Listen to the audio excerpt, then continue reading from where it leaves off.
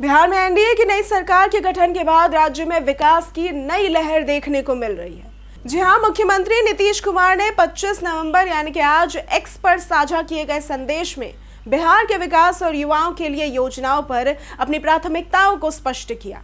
उन्होंने कहा कि राज्य में युवाओं को सरकारी नौकरी और रोजगार प्रदान करना हमेशा से उनकी सरकार की मुख्य प्राथमिकता रही है।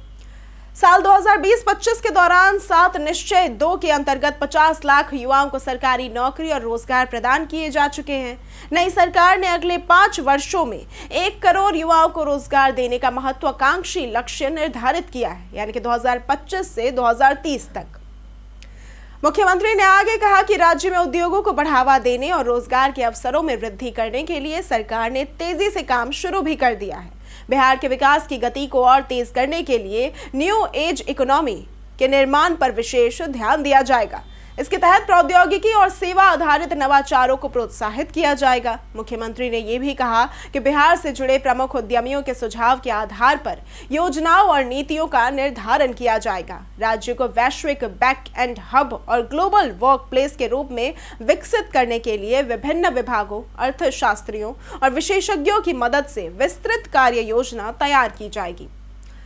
बिहार की जनसंख्या में युवाओं की बड़ी हिस्सेदारी को ध्यान में रखते हुए सरकार ने राज्य को पूर्वी भारत के नए टेक्नोलॉजी हब के रूप में विकसित करने की योजना बनाई है। इसके लिए बिहार में defence corridor, semiconductor manufacturing park, global capability centres, mega tech city और फिनटेक सिटी की स्थापना भी की जाएगी। इन प्रयासों से राज्य में औद्योगिक विकास को गति मिलेगी और युवाओं के लिए अधिक से अधिक रोजगार के अवसर उपलब्ध होंगे। बता दें कि सीएम नीतीश कुमार ने यह भी बताया कि राज्य में नई चीनी मिलों की स्थापना और पुरानी बंद पड़ी चीनी मिलों को पुनः चालू करने हेतु नीति और कार्य योजना भी बनाई गई है। इसके साथ ही प्रमुख शहरों को बेहतर और सुंदर बनाने के लिए नई तकनीकों का उपयोग कर बिहार आर्टिफिशियल इंटेलिजेंस मिशन की स्थापना की जाएगी। यह मिशन राज्य में स्मार्ट सिटी और टेक्नोलॉजी आधारित विकास को बढ़ावा देगा। इन सभी योजनाओं को सुचारू रूप से लागू करने के लिए मुख्यमंत्री ने मुख्य सचिव की अध्यक्षता में एक उच्च स्तरीय समिति का गठन भी किया है। यह समिति राज्य में उद्योगों को बढ़ावा देने और युवाओं के लिए रोजगार के अवसर सुनिश्चित करने के लिए नीतियों के क्रियान्वयन और अनुश्रवण का कार्य करेगी। अंत में सीएम ने यह भी जोर दिया कि जो काम सरकार शुरू करती है उसे पूरा करने में कोई कमी नहीं होती। पिछले कुछ सालों में बिहार में औद्योगिकीकरण की रफ्तार बढ़ी है और नई सरकार अगले 5 सालों में इसे दोगुनी ताकत से आगे बढ़ाने के लिए कृत संकल्पित भी है।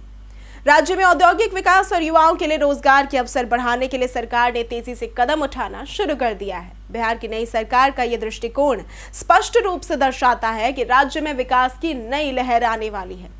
युवाओं के सशक्तिकरण, उद्योगों के विस्तार और टेक्नोलॉजी आधारित नवाचारों पर जोर देकर बिहार देश के सबसे तेजी से विकसित होने वाले राज्यों में से एक बन सकता है। अगर आपको आज की ये वीडियो पसंद आई हो तो इस वीडियो को लाइक करें, ज्यादा से ज्यादा शेयर करें, हमारे चैनल को सब्सक्राइब करना ना भूलें। आज के लिए सिर्फ इतना ही। वीडियो में साथ बने रहने के लिए धन्यवाद।